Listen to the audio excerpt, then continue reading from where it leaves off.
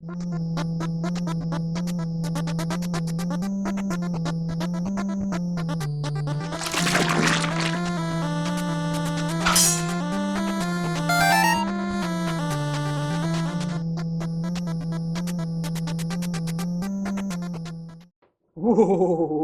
welcome to the Great North of Crafting again. Today we're going to do some cool frozen ice pools or ponds, right? These are really neat. There's a lot of steps to these, but they look really great, and I'm just super proud of them. So let's hit the table, and I'll show you how to make these frozen pools for your ice terrain. Scatter.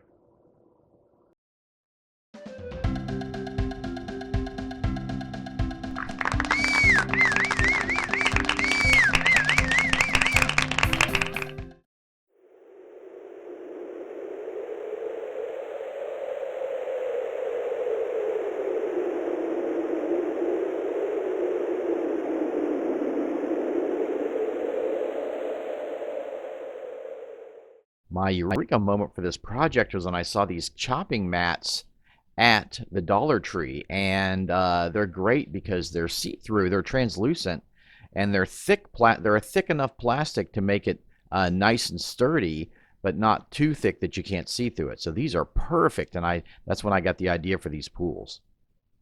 I just started out this project by cutting 2 irregular shapes, oval-like shapes, and those will be the base for my frozen pools. I'm sure you guys have seen this material. It's just packing material that they put in boxes. It's just folded up brown paper. And I'm actually going to recycle this for the project. I took a piece of the packing material and crinkled it up so it would cover the base of the pond, right? And this will give a really cool texture through the ice. So then what I did was I just put some glue on it, and this will harden up that surface and make it really nice and solid. Once the piece is dry, I just cut off the excess. Okay, so easy. And I also glued the bottom, put glue on the bottom to harden up the base. Now remember, when you do put the glue on the top and the bottom, it's going to tend to warp the cardboard. So you want to put some kind of weight on it, but make sure that the side is dry to the touch, or you end up gluing the objects to the piece. Now that those irregular shapes are all dried up, we're going to trace them on another piece of cardboard, okay? And you can see here we got, I traced them and I did an interior shape inside of that shape, okay? And it's about 1 centimeter in. I just drew it by hand. I didn't really measure.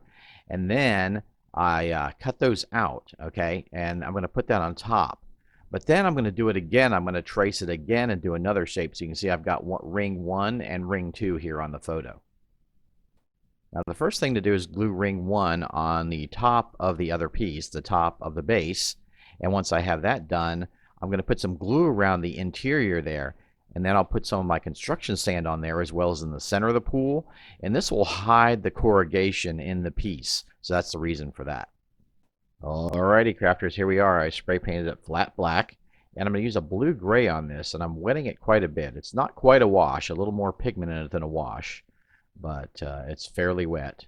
And I'm going to cover that with that blue-gray. Okay.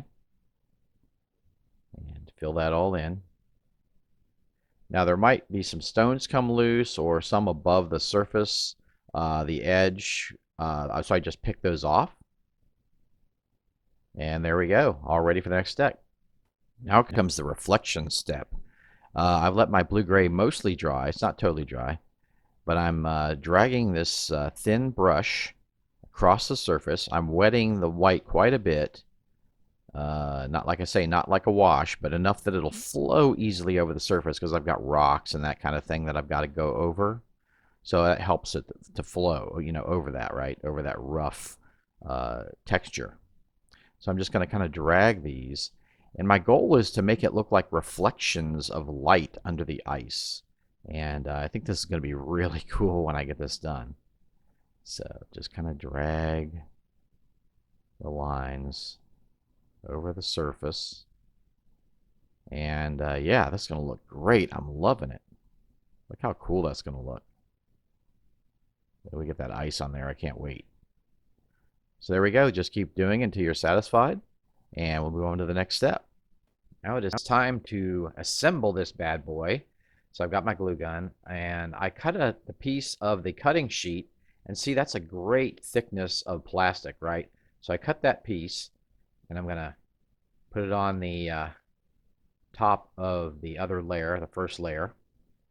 And look, you can already see looking through that, that looks really, really cool, right? It really looks like ice.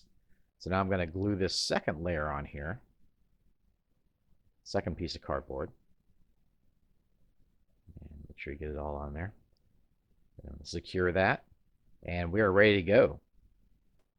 Here's our piece, and it looks really cool, but we're kind of stuck with a problem here. It's like, how do we hide that edge that lifts off the surface, right? So I'm going to use paper towels and a cutting board, a no-stick cutting board, roll them up like cigars, and I'm going to put these around the edge, and this will kind of hide this height that we've built up here with the pool to blend into the terrain surface, right? We will move that aside and do the other part here.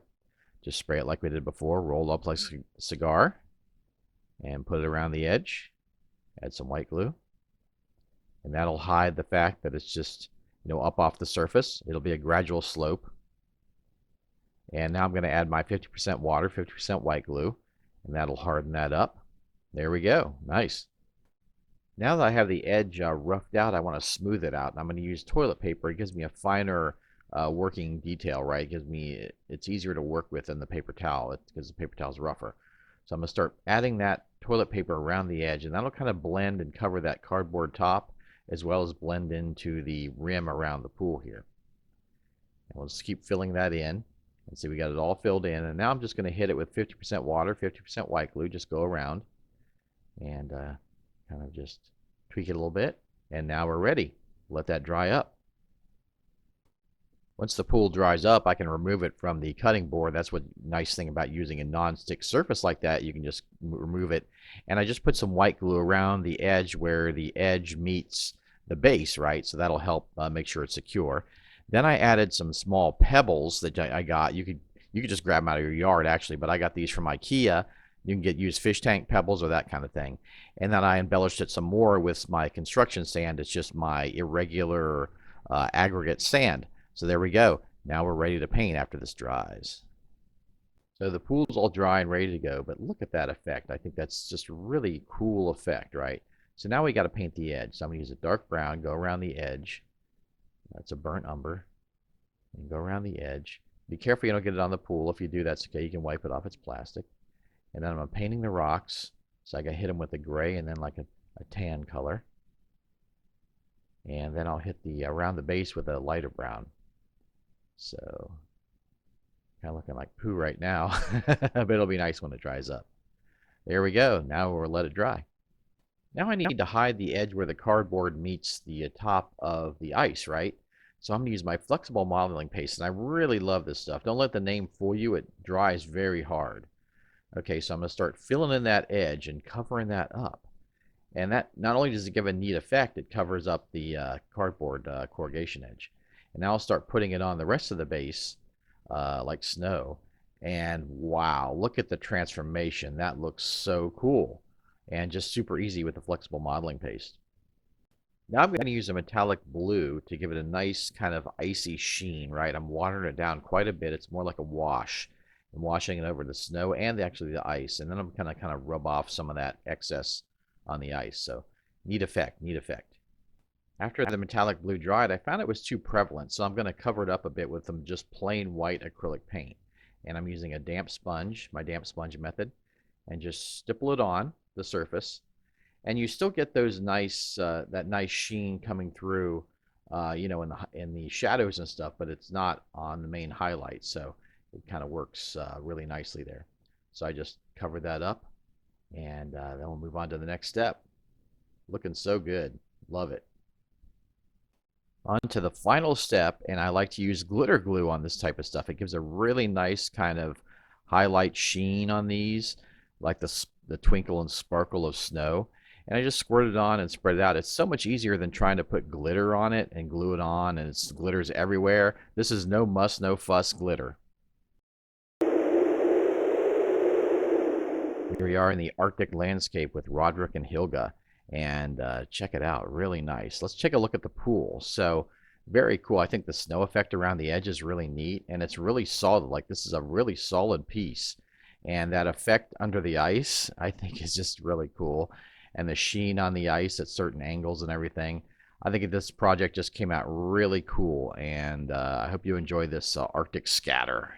Here I am in the wintry kingdom of Ohio, and you can see around me what inspired me to do this wintry terrain. I've got more winter scatter coming your way, but first I'd like to tell you, if you're not subscribed to my channel, check it out, subscribe, welcome. If you enjoy my work and want to see more of it, extra content, check out my Patreon.